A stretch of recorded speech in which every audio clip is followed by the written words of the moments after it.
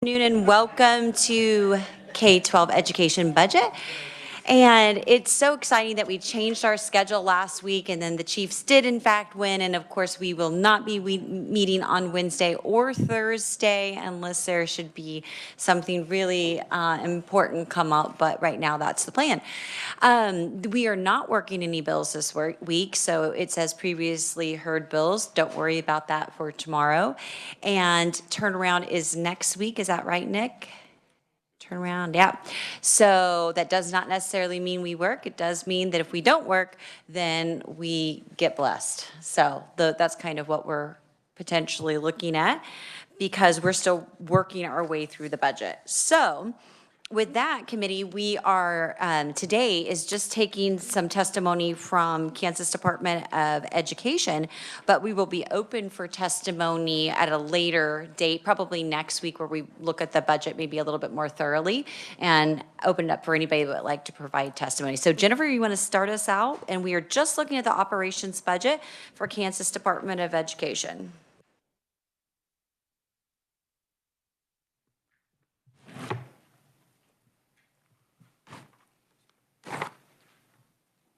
Good afternoon, Madam Chair, members of the committee. There are two documents in front of you that I'm going to be speaking from today. The first one looks like so. It starts with expenditures and financing at the top of it. We are focusing on operations, which means that we are excluding aid to local units and other assistance, as well as the children's cabinet from our discussions today. The first table on this document includes all of these sections. It just gives you an overview of what the entire budget looks like before we dive into the operating costs. The numbers here will be slightly different than the numbers I'm telling you on this pages 3 and 4 because it includes the children's cabinet for operations costs. The 10-year table at the bottom is an SGF table for operating expenditures. This also includes the children's cabinet, but again, wanted to give you kind of a picture of the differences. This is just SGF operating expenditures, not total expenditures for the 10-year table. Page 2 of this document breaks the expenditures down by the programs. In the table, you can see the operating expenditures, state aid and other assistance, and the children's cabinet. What we're focusing on is the italicized subtotal for operating section. So that is broken out into the different programs, but the subtotal for operating is the overall costs for the state operations.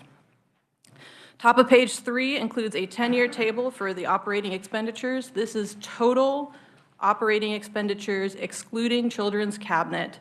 This is not the SGF, so this is total expenditures. Bottom of the page covers the operating expenditures financing.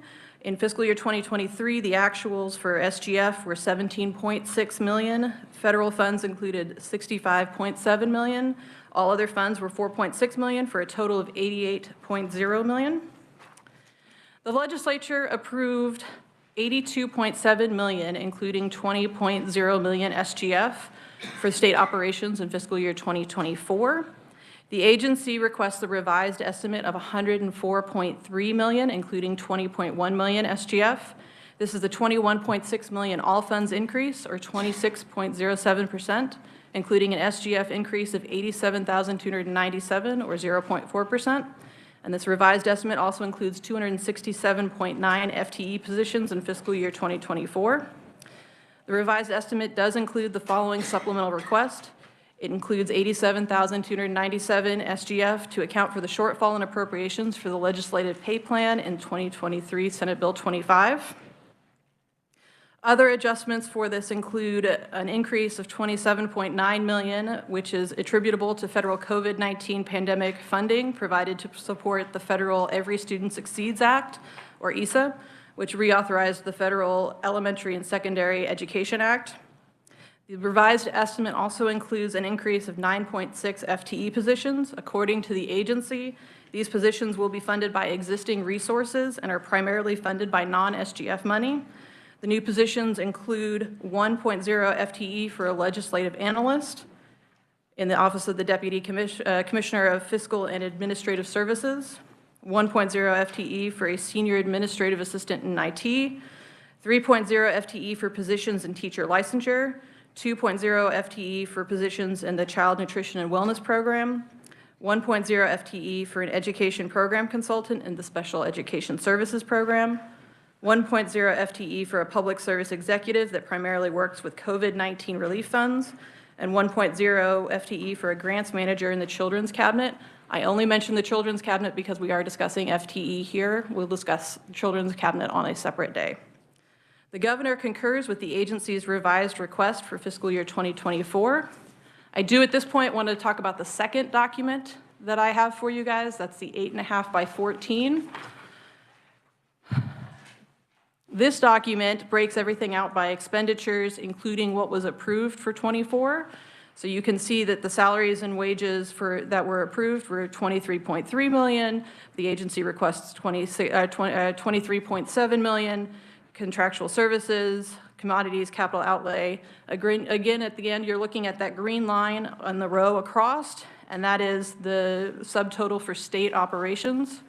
Pages 2 and 3 of this are the financing section. So if you're curious how the financing breaks out, this is all of the different funds that are used to pay for state operations. And with that, Madam Chair, I'd be happy to stand for questions on fiscal year 24. I'd be happy to move on to fiscal year 25. Committee, any questions for fiscal year 2024? They may have some after 25. You may proceed. Yes, Madam Chair. The agency requests $65.7 million, including $20.3 million SGF in expenditures for fiscal year 25 for state operations. This is an all-funds decrease of $38.6 million, or 37.1% below the revised fiscal year 24 estimate, and an SGF increase of 1.1% above the revised 2024 estimate. The agency also requests 268.9 FTEs positions for fiscal year 25. There is an enhancement request for fiscal year 2025. The agency requests $85,000 SGF and 1.0 FTE to create a new school safety auditor position. This position will visit school districts, audit districts' safety plans, and make recommendations to the districts on how to improve the physical security of their schools. According to the agency, current school safety staff at KSDE conduct school safety audits on occasion, but they do have other responsibilities that prevent them from devoting additional time to this task. There are other legislative requests that the agency would like to just bring to your attention. There is an interfunds transfer that they're requesting between the agency's SGF accounts. The legislature has authorized this language annually since 2019. They are also asking for consideration of parallel assessment forms. The agency anticipates that developing and administering the parallel assessments, as well as ensuring the security of these virtual assessments, would be $9.4 million. That was not included in their budget. That was just something they wanted to bring to the attention of the legislature, so that is not part of the budget request from the agency. And the agency does indicate a concern about the possibility of a breach in security of the assessment, which would invalidate the entire assessment, and the agency would not be able to have state assessment data to report to the legislature or to the federal government. The governor recommends $69.7 million, including $24.2 million SGF for fiscal year 25. This is an increase of $4 million, all SGF, or 6.3% above the agency's request. The governor also recommends 267.9 FTE positions, which is a decrease of 1 FTE position below the agency's request. The governor does not recommend the adoption of the enhancement request for the new school safety auditor position, but the governor does recommend 4.0 million SGF for the agency to develop parallel assessments for the annual state assessments. So this is not on top of the 9.4. The governor recommends 4.0, which was not in the budget to begin with. With that, Madam Chair, I'd be happy to stand for questions on fiscal year 25. All right, committee. So we'll take any questions that you might have right now for either fiscal year 24 or 25. Or you can digest and we can come back. All right, it looks like that's where we are right now. So thank you, Jennifer. And next committee, we have John Hess, operating budget testimony. Come on up.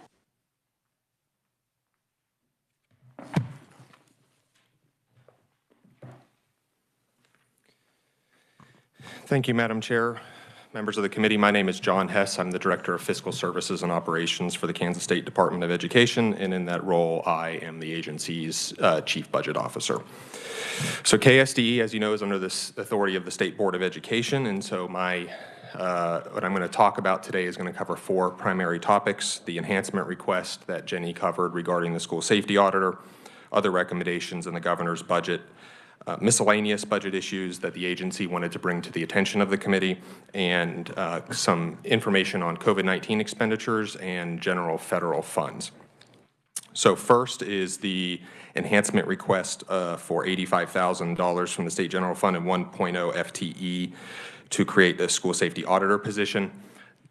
Last calendar year, the State Board of Education adopted a series of new goals ranging on a variety of topics, but one of those was to improve or to provide a safe and secure environment to attend school, and that includes physical security for the school. And so as part of that, the State Board requested an additional FTE to conduct school safety audits at schools. As Jenny indicated, this happens occasionally with existing staff, but those staff have other job duties that prevent them from devoting more time to it. So this position would do those school safety audits on a full-time basis. And we estimate in the first year, in fiscal year 25, depending on if this was approved, the person would be able to start about 5 audits for school districts, and this is not 5 school districts throughout the state, and it would depend on which size of school districts they go. Obviously, a school district like Lawrence or 501 or 259 would take significantly more time than smaller districts that might only have 2 buildings. So there's some variation in that. So the State Board and KSDE would request that funding and FTE position be included in our budget for fiscal year 2025. Other recommendations included in the governor's budget report. The first is funding for virtual state assessments. Best practice in the field of academic assessment is to have a parallel assessment form for any assessments given virtually. This is for security reasons. So that way, if there is a breach in the security of the assessment, we do not have to throw out the entire assessment for that subject and grade. So for example, if there is a breach in the security of the assessment, if you're using one assessment form on 6th grade ELA, for example, if there's a breach in security, a question is posted on social media or just the reading passage, that entire exam is invalidated because you don't know what impact it has on other test takers. So that is why the agency thinks that is an important step to take. The best way to implement 2023 House Bill 2080, that's the policy choice made by the legislature, would be to develop a parallel assessment form. The students would still be tested on the same standards. The tests would be valid. They would be comparable. It just is a security metric where you might have a larger pool of test questions, so that way if you have some kind of security issue, you don't have to start all over and rewrite the test. You can throw out a question that might have been where the security was breached and replace it with another one. So that is kind of what we are wanting to do with that. Additionally, we request the creation of a new general fee fund, and this is not that we're going to start charging fees to everybody. This is for 2 very specific purposes. The governor's budget includes the creation of a NAEP fee fund, the National Assessment for Education Progress. Previously, KSDE funded its NAEP activities with a grant from the federal government. That relationship is now a contractual relationship, so we can no longer, to properly account for those funds, we can no longer deposit that money in a federal fund. We need to deposit it in a fee fund because we are collecting revenue for work done on behalf of the U.S. Department of Education. So we need a new fund to be able to properly account for that, and this was the path that we chose to request this new fund in collaboration with the Office of Accounts and Reports and the Division of the Budget. There is a second potential use that we identified for this fund after we submitted our budget, and I don't want to get into the details, but it's to help account for administrative funds received from grants from AmeriCorps. So there's a kind of convoluted process that AmeriCorps requires to collect those administrative funds, but having this fee fund would help us account for those properly. And you can, so KSDE is requesting that the NAEP fee fund that will be in the budget bill be renamed a general fee fund. And then there is proviso language that we have proposed on page 3 of our testimony that could be put underneath that fund to ensure that it's only used for these 2 purposes. Because that's all we want to use it for. We just want to make sure we are accounting properly for funds that we are collecting through other activities. There's a couple other miscellaneous budget issues I wanted to identify. On page 3, you can find a 10-year history of our FTE count. And then I wanted to bring attention to the committee that KSDE is in the process of kind of finishing up work on about the last year of a SLDS grant, Statewide Longitudinal Data System grant from the U.S. Department of Education. And part of that is moving forward, the KSD is likely to request state support for a license with Microsoft Azure to help support that data system moving forward. Then the last couple pages on 4 and 5 have a budget or COVID-19 relief funds as budgeted. And I would note on federal funds in general, a significant majority of KSD's federal grants are federal formula grants. So like special education, Title I, where it comes to their not discretionary grants that we have to apply for. They flow through the federal government to KSDE, which then are sent out mostly as aid to local education agencies. There are some discretionary grants, but those are minimal. And so in fiscal year 24, you will see an increase in federal expenditures from the approved for state operations. I would note that is not because we received a lot of new federal grants. That is just a quirk of me trying to budget for the expiring ESSER funds as best I could. And so when I budgeted for those, I took the available balance as of July 1st, 2023. And at the time, the obligation deadline for that was September 30th of 2024. So I said, we have 15 months to spend this amount of money. And so I divided that amount of money by 15 and added 12 of them together to get the estimate for 2024. And so that is just an estimate. We anticipate getting an extension on those funds. So that is just the best estimate I could do at the time. We will probably be spending those funds into 25 and maybe even into fiscal year 26 now because of an anticipated extension from the federal government. So that covers the major topics, Madam Chair, and I'm happy to stand for questions. All right, we'll open for questions. Representative Thomas. Thank you, John. I appreciate that. What conversations have you had with some of these virtual school principals and like the KU who does the security system? What do those conversations look like? Because this is pretty much the same ask as last year, the 9.4 for the virtual state assessments, and then we heard from the virtual principals that wasn't needed. That's why we took it out of the bill. So why the re-ask? Like, what was the thought process? What did the conversations with those? I'm assuming you spoke to some of the virtual schools about this. Why are we back having this conversation again? Madam Chair, Representative, we have had conversations with KU about this, and we understand the perspective of the virtual school principals, but we are trying to look holistically at the entire statewide assessment and not just specifically on those issues related to KITE, the system that is administered on.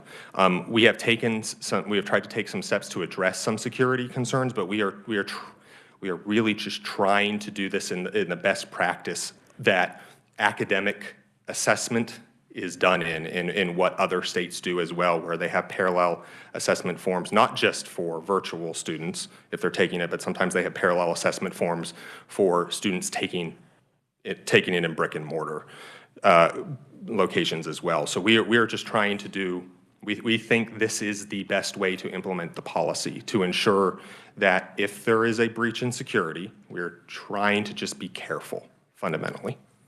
If I may. So when you talk about a breach in security, so the way, when we worked on the bill last year, we looked into Kite and all this stuff, the way they download the Kite and it locks down their computer. So if they are to try to pull up Google and look up a question, it shuts them down. So when you talk about security breaches, could you sort of expand on what you mean by that? Because again, the conversations we had last year, the systems they have in place, they do assignments, they do tests virtually, all of these things are already done, and that doesn't seem to be a concern. So the state assessments, which doesn't really impact their grade, yeah, there's a big concern there. So I'm a bit confused by that, but mainly the security breach thing. Address that. What do you mean?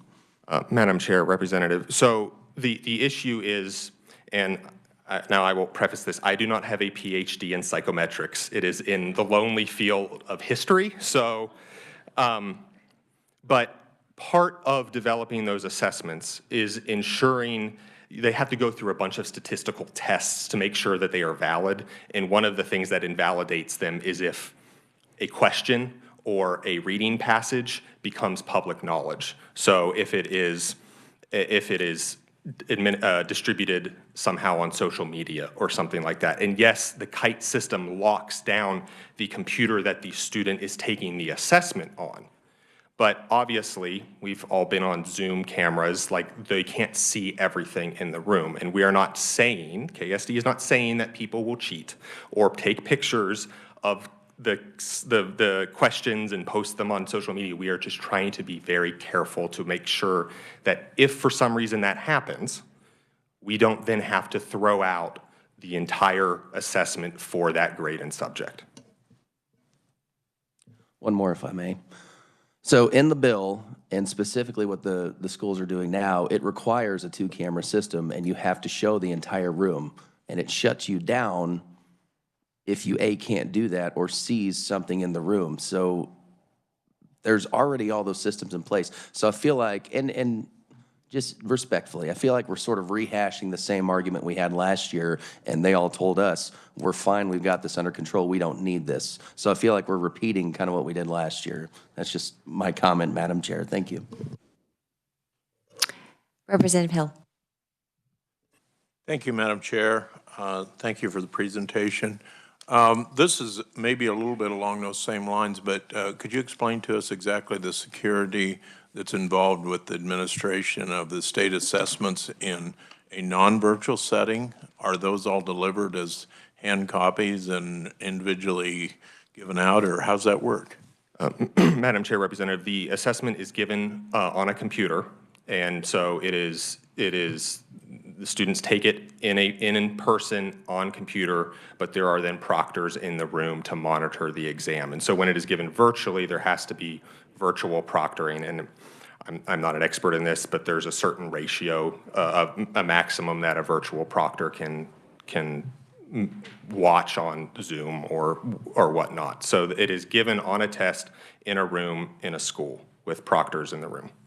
So what you're saying is it's essentially given exactly the same way as it is to a virtual student, because it's given on a computer in a room with a proctor to a virtual student. Madam Chair, how it currently, yes, that is how it is done. We are trying to, because of the challenges of doing it virtually where there is not a proctor in the room, we are trying to add in extra layers of security and backstopping to make sure there is not an issue related, we don't run into a security issue.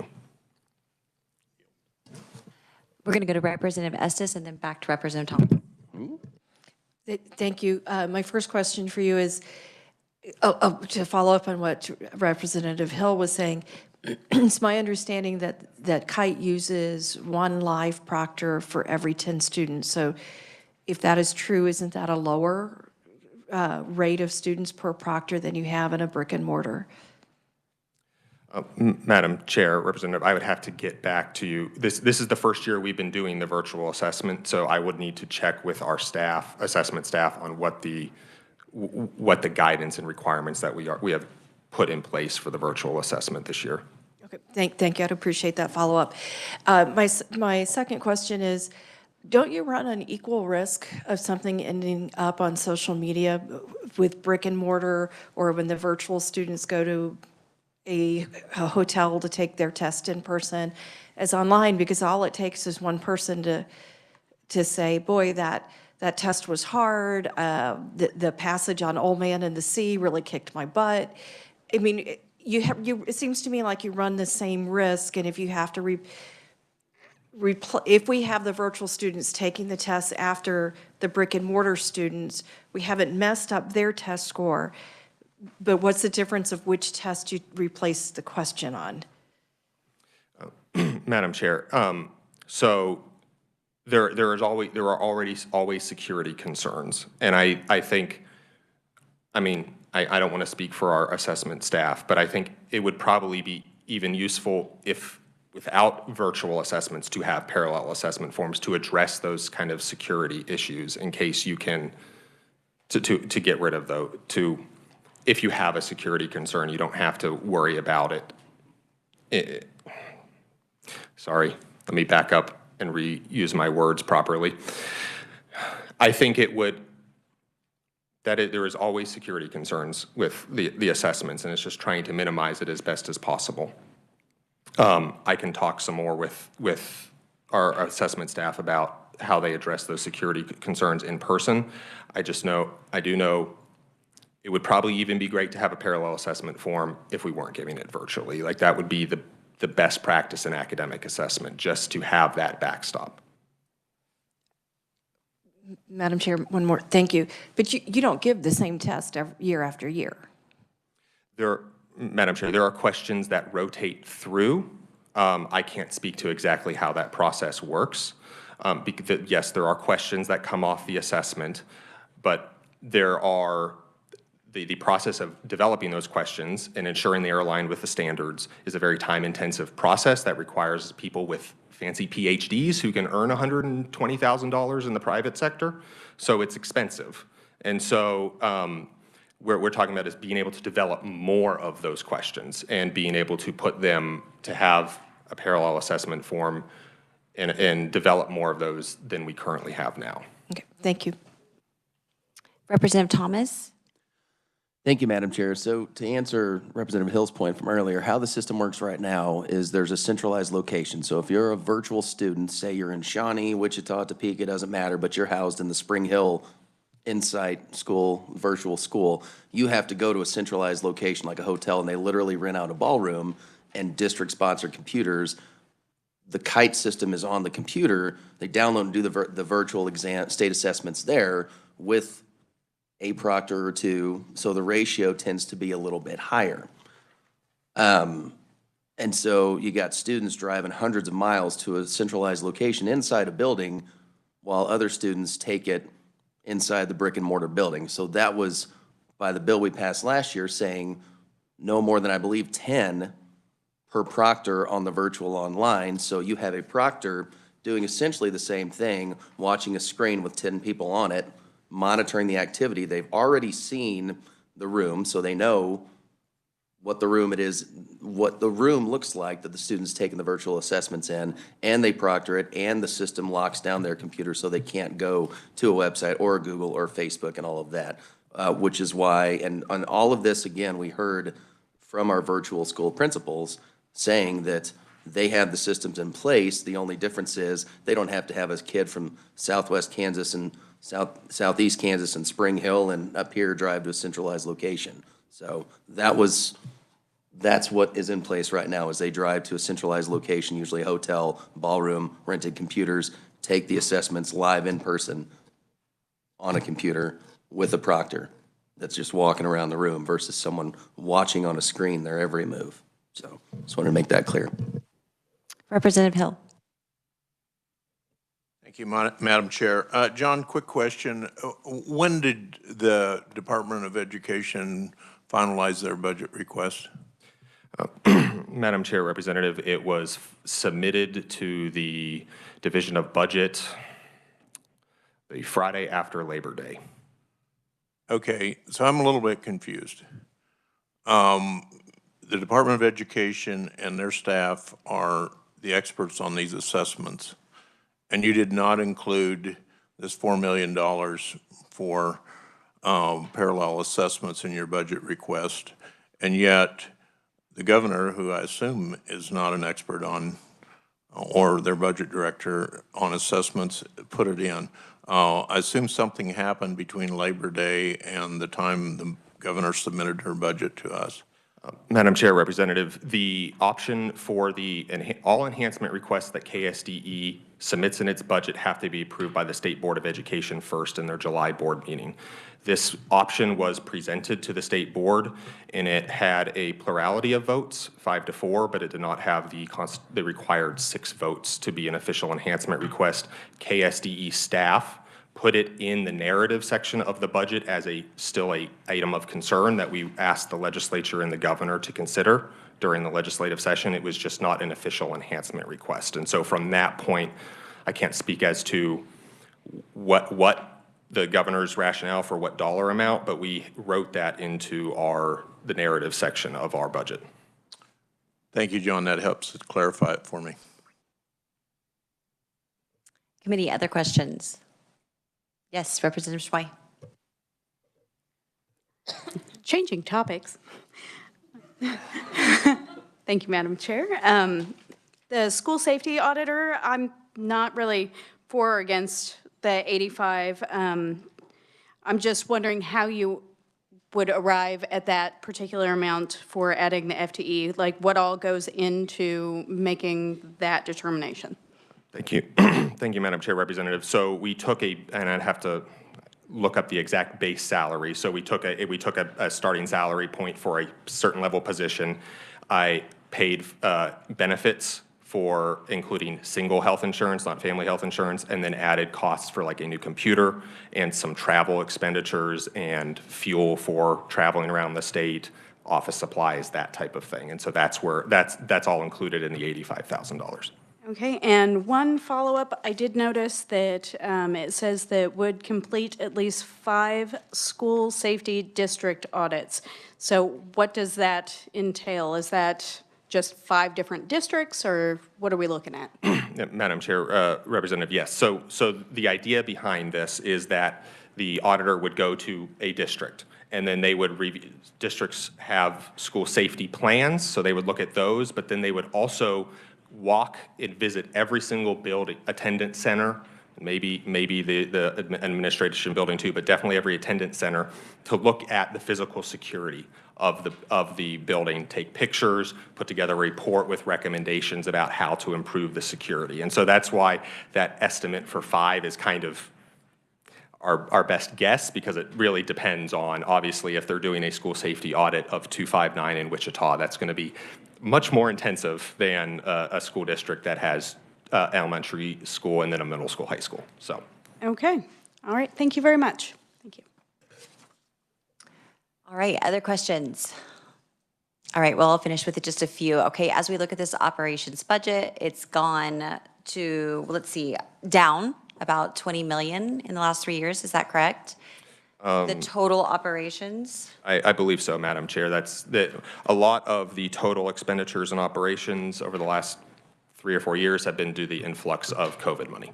Okay, so with the changes in the ESSER funds and the various monies that are coming or flowing in from the COVID pandemic, my question is, we've gone from 258.3 in 2023 at the height of all the federal funds, and now we're increasing after the federal funds are about expired.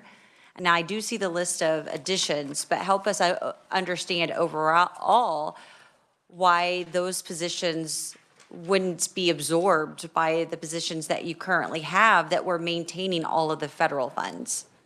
Madam Chair, thank you for the question. So federal funds obviously can only be used for those very specific purposes. So those COVID funds we did add over the course of the pandemic. I believe it was 5 positions funded out of those COVID funds, and they are still doing that work.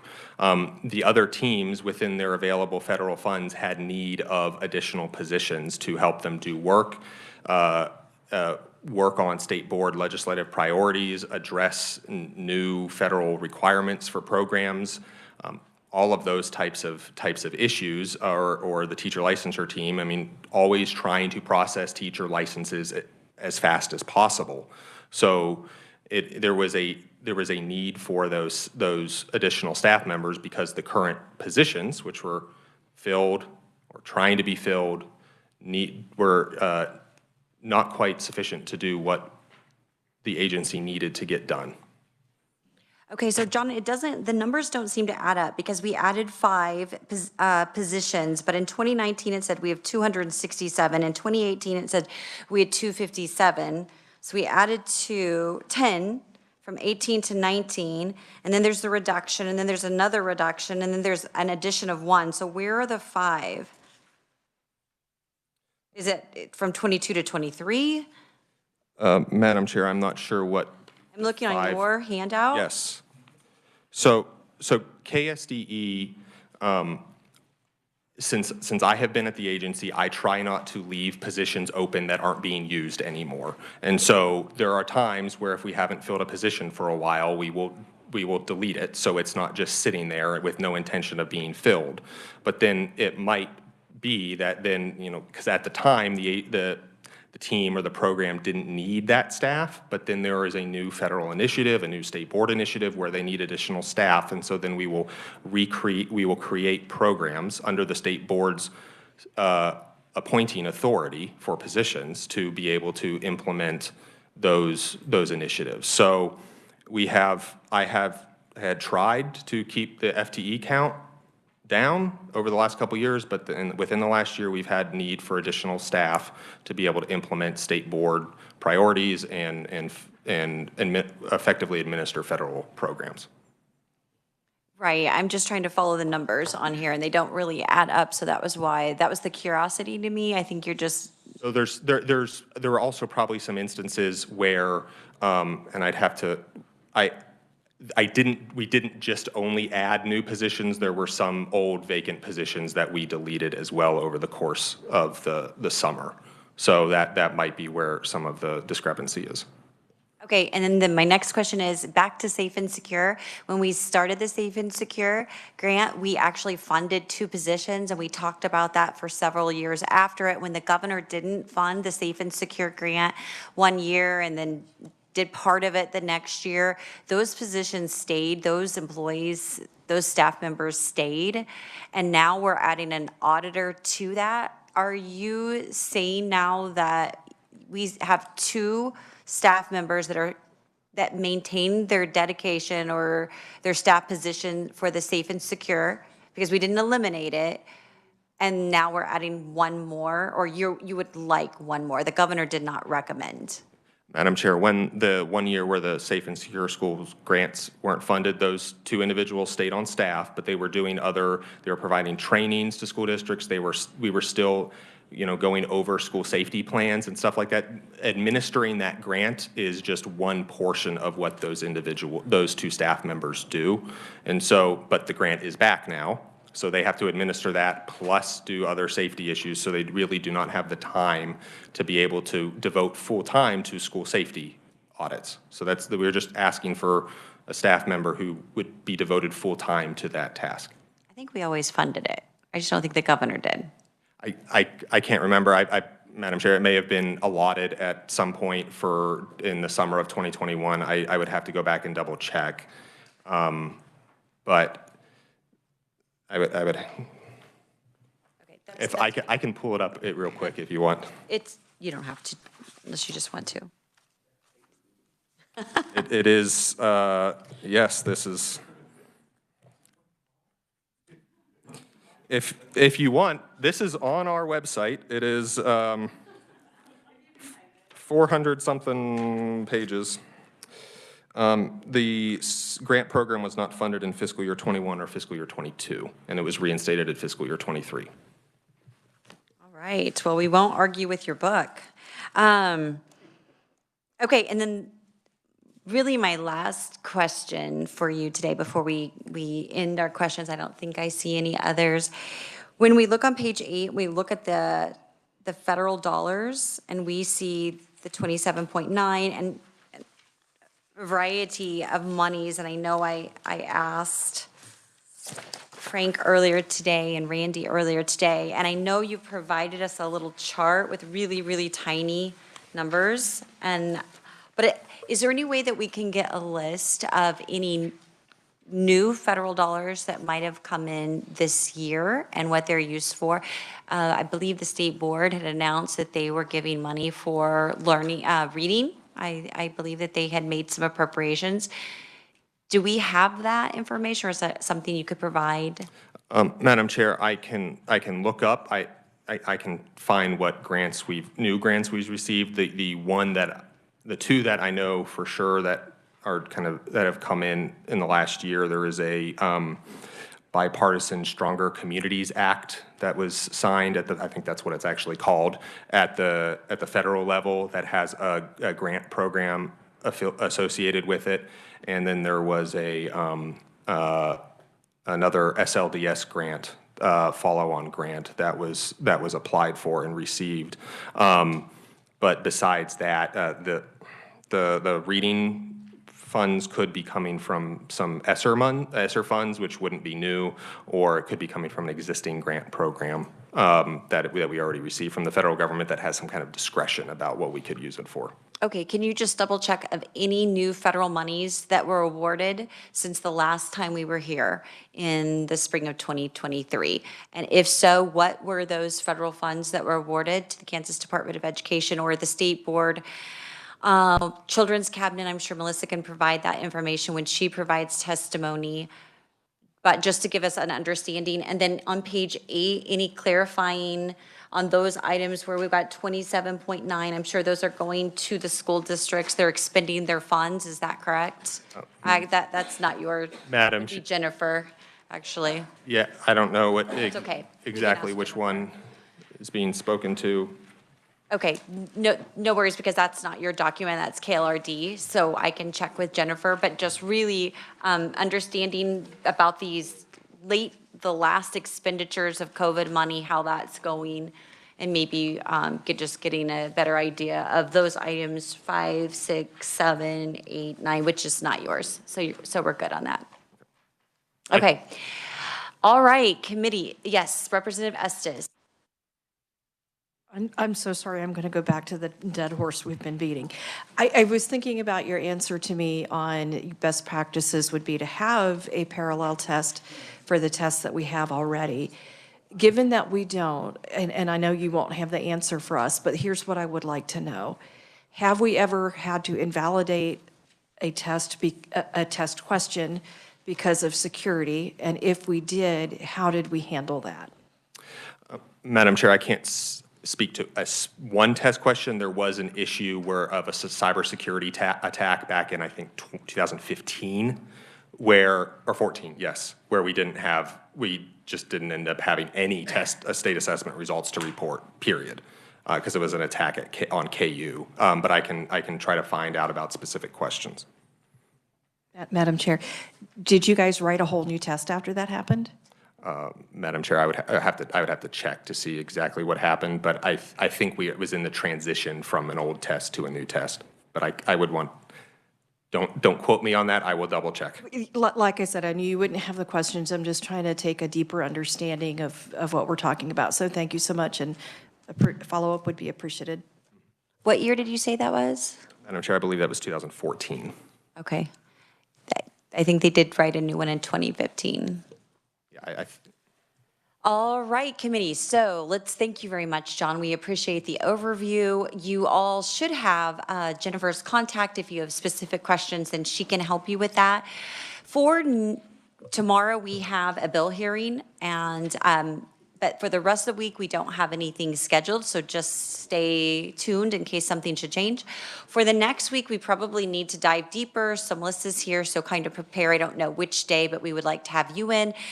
State Board, anybody that would like to provide testimony, we'll work that out and make sure that it's posted and on the agenda for next week. We really want to understand our budget and make sure we know where all of those a few $1 billion are going. So if there aren't any other items, we are adjourned.